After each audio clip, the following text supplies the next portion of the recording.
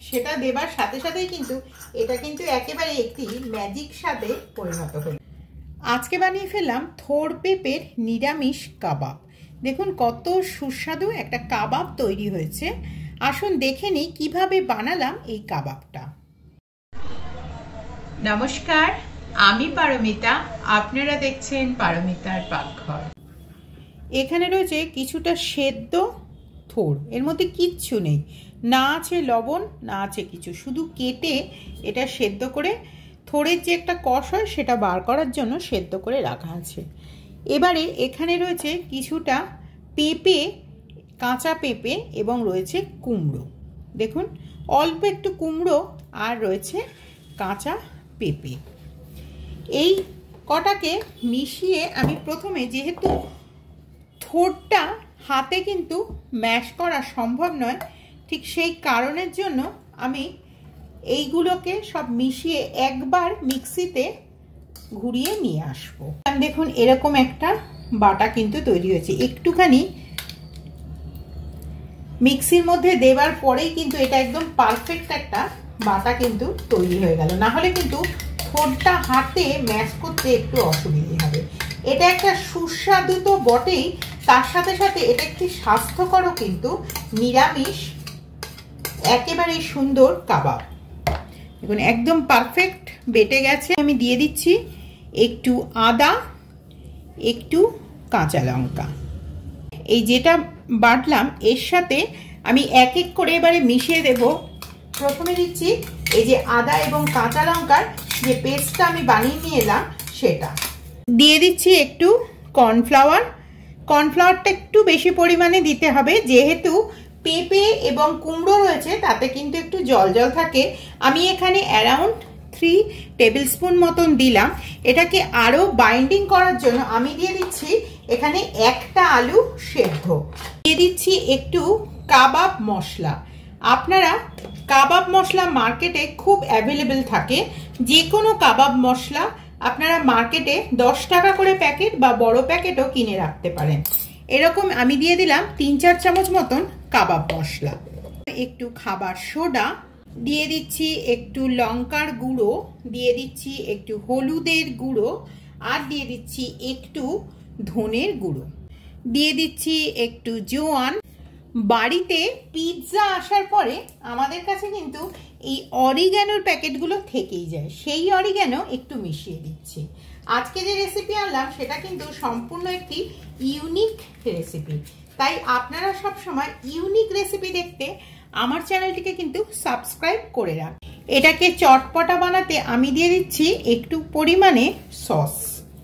এটা হচ্ছে তেঁতুলের চাটনি, বেসিক্যালি এটা হচ্ছে তেঁতুলের সস। এটা কিন্তু এই যে খাবারটা বানাচ্ছি এটাকে অসম্ভব সুস্বাদু করে তুলবে, কিন্তু এর মধ্যে বাইন্ডিং এজেন্টের জন্য আরও কিছু জিনিসের দরকার। তার জন্য দিচ্ছি বেশ কিছুটা চালের গুঁড়ো। এরপরে দিচ্ছি আমি এখানে 1.5 চামচ, ছোট ছোট চামচে 2 চামচ মতন লবণ। এবারে একটা ফ্রাই প্যানের মধ্যে আমি দিয়ে দিচ্ছি কিছুটা সাদা তেল, বেশ কয়েকটা এটা হচ্ছে কারি পাতা, আর দিয়ে দিচ্ছি একটু অল্প পরিমাণে হিং। হিংটা কিন্তু যে কোনো খাবারকে ডাইজেস্ট করতে খুবই হেল্প করে। এবারে যতক্ষণ ওটা ভাজা হচ্ছে আমি এর মধ্যে দিয়ে দিচ্ছি ছিঁড়ে ছিঁড়ে বেশ কিছুটা পাউরুটি। এখানে আমি 3টে পাউরুটি নিয়েছি। আমার কাছে আজকে ব্রাউন ব্রেড ছিল, তাই আমি ব্রাউন ব্রেডেরই ব্যবহার করলাম। এবারে শেষকালে দিয়ে দিচ্ছি যেটা ভেজে নিয়ে এলাম সেই সুন্দর সুস্বাদু কারি পাতা, সেটা দেবার সাথে সাথেই কিন্তু এটা কিন্তু একেবারে একটি ম্যাজিক স্বাদে পরিণত হলো। এই রেসিপিটা আমি একদিন হঠাৎ করেই বানিয়েছিলাম এবং এটা খাবার পরে এতই প্রশংসা পেয়েছিলাম আমার কলিগদের কাছ থেকে যে সত্যি সেই দিনটা কিন্তু ভুলে যাবার নয়। তাই ভাবলাম আজকে আপনাদের সাথে সেই রেসিপিটা আরেকবার শেয়ার করি, যেটা আপনাদের অত্যন্তই ভালো লাগবে দেখে। এবং নিরামিষ খাবার হিসাবে এটা কিন্তু বেশ একটা জমজমাটি খাবার। যারা নিরামিষ খাবার পছন্দ করেন বা নিরামিষ দিনে কাউকে কোনো কাবাব খাওয়াতে চান তাদেরকে কিন্তু এই কাবাবটা খাওয়াতেই পারেন। এবং এটাকে শুধু মেখে ভেজে ফেললেই কিন্তু কাবাব তৈরি হবে না, এর কিন্তু আরো কিছু টেকনিক রয়েছে। সেটা দেখবার জন্য আপনারা কিন্তু আমার পুরো রেসিপিটার সাথে অবশ্যই থাকবেন। এবারে দেখে নিই টেকনিকটা কিভাবে আমি কাবাবগুলো দিচ্ছি। এটা কিন্তু একেবারেই একটা সেঁকা কাবাব হবে। আমি এটা একদম একটা হাতার মধ্যে নিয়েছি, ছোট্ট হাতা, তার মধ্যে দিয়ে একটা একটা করে দিয়ে দিচ্ছি। এটা কিন্তু হাতে আপনাদের লাগবেও না এবং কাবাবের শেপটাও কিন্তু পারফেক্ট হবে। কিন্তু এটা দিয়ে দিলেই কিন্তু কাবাবটা শেষ নয়। এটার মাঝখানে মাঝখানে আমি একটা করে পেস্তা দিয়ে দিচ্ছি। এই পেস্তাটা কিন্তু যখন মুখে পড়বে আপনাদের খেতে কিন্তু খুবই ভালো লাগবে। কাজেই এটা কিন্তু একেবারে এই ছোট ছোট টেকনিকগুলো আপনারা ফলো করলে কিন্তু দারুণ খেতে হবে এই কাবাবটা।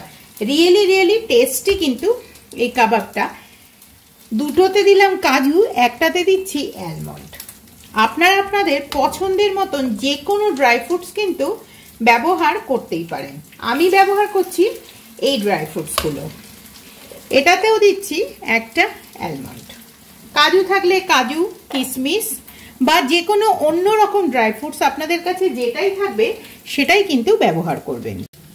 একদম পারফেক্ট কাবাব কিন্তু তৈরি হচ্ছে। এবারে আমি প্রত্যেকটাই উল্টেছি আর লাস্টেরটা আপনাদেরকে উল্টে দেখালাম কীরকমভাবে তৈরি হচ্ছে। যেহেতু এতে পেঁপে আছে, এটা কিন্তু একটু নরম হবে কিন্তু ওপরটা ক্রাঞ্চি হবে এবং অসম্ভব সুস্বাদু কিন্তু তৈরি হবে। এটা আপনারা চায়ের সাথে বা ডালের পাতে যে কোনো হিসাবে বা স্ন্যাক্স হিসাবে আপনারা শুধুও খেতে পারেন। এটা কিন্তু অত্যন্ত সুস্বাদু। বা বাড়িতে যে সমস্ত বয়স্ক মানুষরা আছে তাদের জন্য এই স্পেশাল কাবাবটা কিন্তু আপনারা বানাতেই পারেন। বা বাড়িতে কিটি পার্টি বানালে সেটাতেও কিন্তু খেতেই পারেন। বন্ধু বান্ধব মহলে কিন্তু এই খাবারটি বেশ জনপ্রিয়তা অর্জন করবে এবং আপনার মুখে তুলে দেবে একটি সুন্দর হাসি। একদম তৈরি হয়ে গেছে সুন্দর সুস্বাদু কিন্তু কাবাব। এই কাবাবটা আপনারা নিরামিষভাবে যখন তখন খেতেও পারেন। এত সুন্দর দেখুন, পারফেক্ট দেখতে হয়েছে। তাহলে কেমন লাগলো আজকে আমার এই ইউনিক রেসিপি অবশ্যই আপনারা কমেন্ট করে জানাবেন। আমার মনে হয় ইউটিউব বাংলাতে এই রেসিপিটি প্রথমবার আমার হাত ধরেই এলো। তাহলে অবশ্যই আপনারা কমেন্ট করতে ভুলবেন না। আজ এই পর্যন্তই। আগামীতে আমি আবার ফিরবো আপনাদের কাছে একটি নতুন রেসিপির সাথে।